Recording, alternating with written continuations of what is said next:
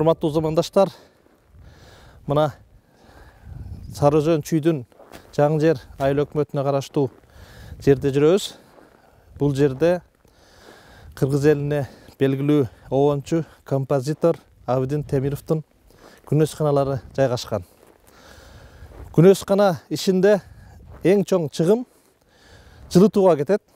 Кыргызстанда азыр үзүрүлүп иштеп аткан бирден бир күнөсканалардын бири ушул Абидин Темировдуку. Бул жерде сиздер азыр таң каласыздар. Ушул жер бош жаткан кайракы жер. Анан ушу кайракы жерди кандай гүлдөгөн чарбага айландыргандыгы жөнүндө азыр өзүңүздөр күбө болосуздар. Бул күнөсканабыздын баш жагы өзү ушул жерден башталат. Суук болобу, ысык болобу, эң негизгиси баягы колдонгонду гана билиш керек. Анын сырлары бар, аны астыдагы айтып беребиз.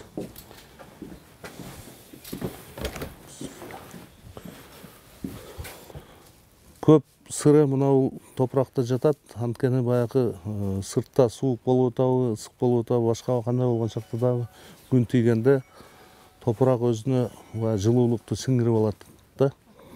Анан кийин баягы мына үстүндө турат кийиз. Ошону менен регулировка болуп, суук болгондо жаап, ысык болгондо көтөрүп, ушул эң негизги ушул регулировкадан.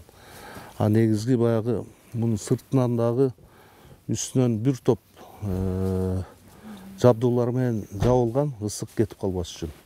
Ошол негизги сырлар ушунда да, топуракта. Мындан бир нече жыл мурун күнөскана иштетүү айыл чарбасынын эң тирешелүү тармагы катары артыкчылыктуу багыт болуп, өкмөттүк деңгээлде бардык региондорго жайылтылган. Бул иште эң чоң чыгаша күнөскананы жылытууга кетет. Дал ушул жылытууга кеткен чыгымдан улам кыргызстандык дыйкандар өз ишинен пайда таппай, ондогон күнөсканалар ташталып, жүздөгөн дыйкандар банкрот болгону да чындык. Ал эми иштеп жаткан күнөсканалар тонналаган көмүр жагып, айыл кыштактардын, шаарлардын экологиясына зыян келтирип жатканы да чоң көйгөй. Бул маселеде Абидин менен Артык мырза дыйкандар үчүн күнөскананын эң оптималдуу вариантын сунушташты. Сунуштап гана тим болбой, аны үзүрүлүү ишке ашырып келе жатышат. Бул жерде от жагылат дагы, мунун ичине от жагылат.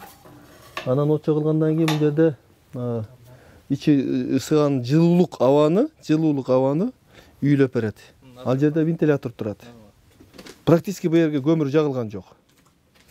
Эгерде бирөөгө айтсаң ишенбейт. Бул шаардын мына эми жаңы жер, биз турган жер жаңы жер. Шаардан айырмасы бул 10-15 градуска кечиндеси суук болот. Январда от жагылбай эле ичинде мындай ичинде мусор турат. Бирок ичинде помидор өсүп атат. Эки азамат жетектеген ишкана 6 соток күнөсканадан 9 тонна помидор, 15 тонна бадыраң алышкан.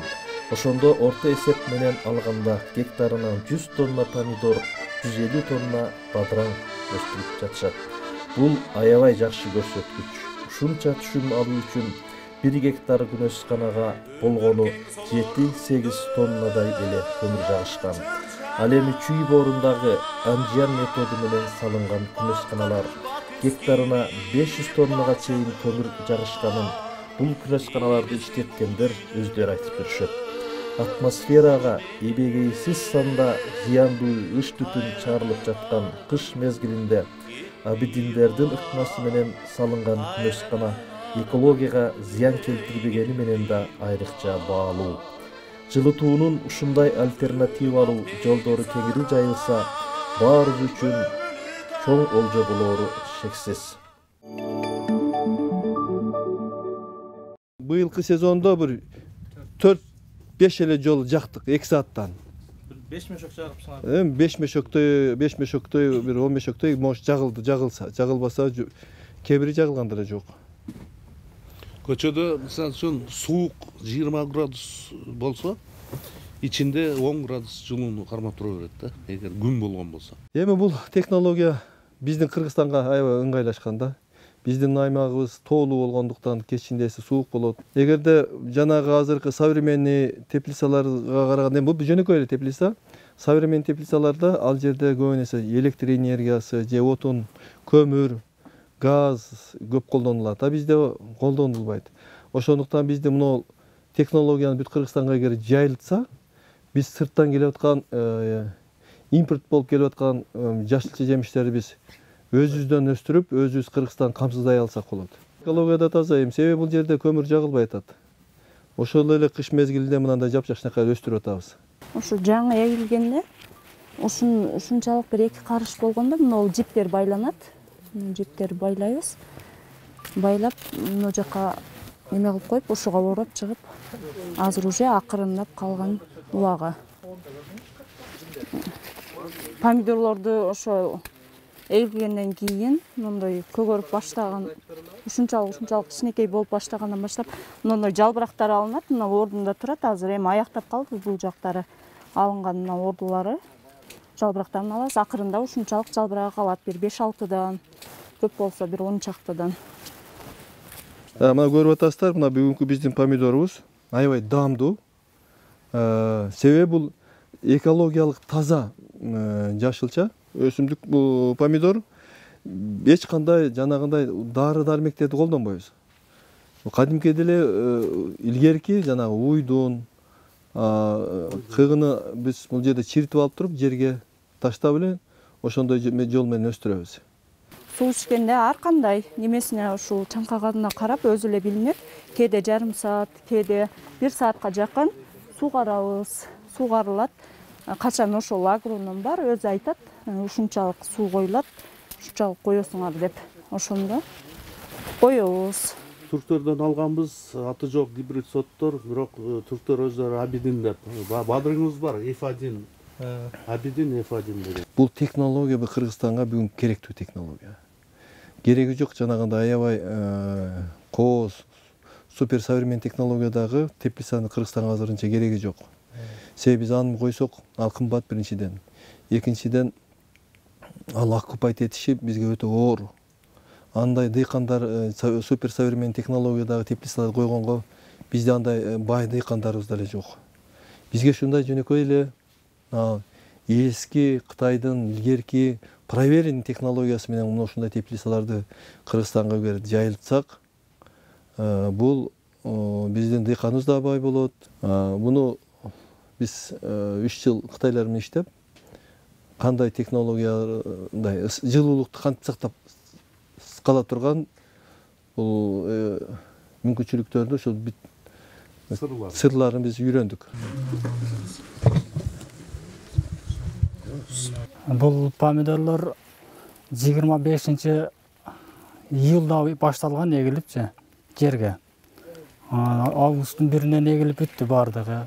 Анан бышкан убакыты 105 күндө бышат. Бул жерге иштеп буга чейин Кытайлар болгон. 2 Кытай агроном, ошолор менен 3 жыл иштешип, ошолор үйрөтүп, анан кетишти да аларчы. Быйыл эми өзүбүз карап, ушундай даражага жеткирдик. Арат Кытайлардан эме болуп атып, 20-30 тоннадай ашырдык Кытайдын урожайына карагандачы. Кытайлар былтыр эң көбү 6 тоннага чейин алган. 6 тонна 200 берген. Быйыл биздики 9 тоннага барды бир эле. Биздин мына өстүрүлгөн базарда бүт стандарт жанагы Ташкенттен, Түркмениядан келген помидорлордон кем эмес. Өтөт, кем эмес да. Сапаты эми андан өтөт. Жана көп ашыкча, көп дары-дармектерди, химикаттарды көп колдонбойбуз да. Ошол жерде кандай топуракта кандай өссө, Саратандагыдай болуп помидорлор өсүп, ошондой даамдуу болуп чыгат. Азыр мына биз турган жер мындан 3 жыл алдын бул тала болчу эле да. Бул жерге эч жерден суу келбейт. Жанагы багара жер. Мындай жерлер Кыргызстанда толтура. Биздин Күнөс кананын так чокусунда отурабыз. Могу жерде отурабыз. Ушул жерден турган биз курган теплицанын бир аз эмесин түшүндүрүп берейин, жанагындай архитектуралык курулушунчу. Бул ичи таза ичи 6,5 метр. Анан могу турган жерден бул жер капталы, бул бир тарабы топурак менен үйүлгөн. Топурагыбыз дагы бир 2 метр, 3 метрдей топурак капталына үйүлгөн. Бул жанагы арт тарабы. Узуну болсо 100 метр. Ичи 6,5 метр.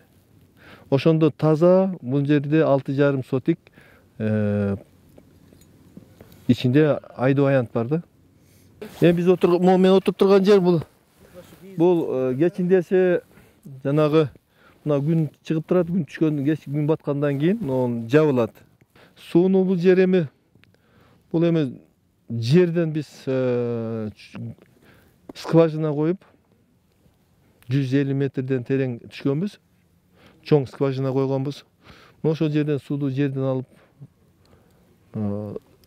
бочкабыз турат, этип турат, ошо бочкага сууну толтуруп алабыз. Бардыгы эле күнөш кана иштеткен адамдар мындай билет да, бул күнөш канада тамчылатуу суу методу менен өстүрүлөт да.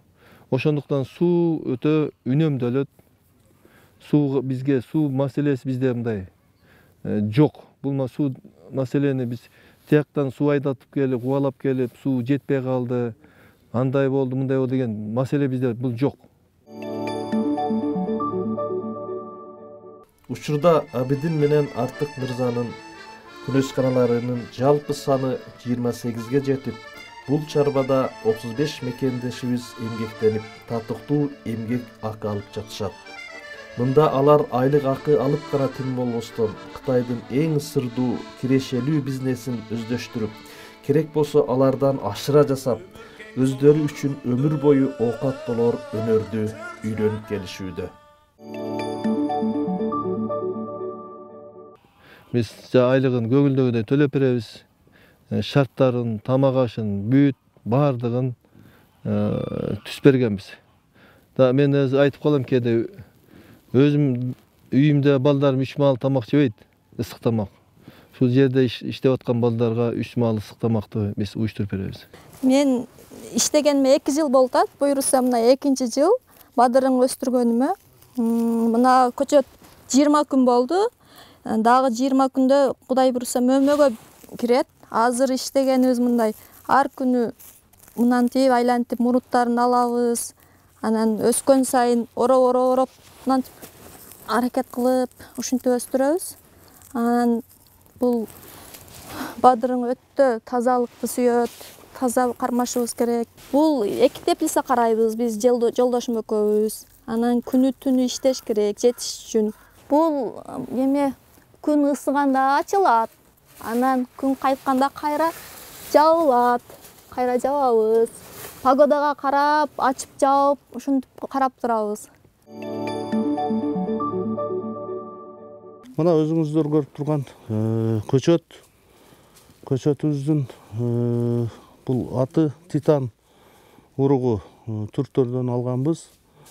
20 күндөй болуп калды. 8-inde эгилген, негизи 40-45 күндө жетилет, Кудайым буйруса. Караса Гүлистан, карабаса көрүстөн деп өзбектердин сөзү бар. Жогоруда айткандай, ар бир нерсени караш керек, караганда таза кармаш керек. Мынакей биздин жумушчуларыбыз абдан таза, тыкаан. Бул ушундай бир назик нерсе экен да. Чыныгы чыгармачы инсандардын жүрөгү назик болот го. Ошол сыңарындай бул дагы өзүнчө чоң искусство да.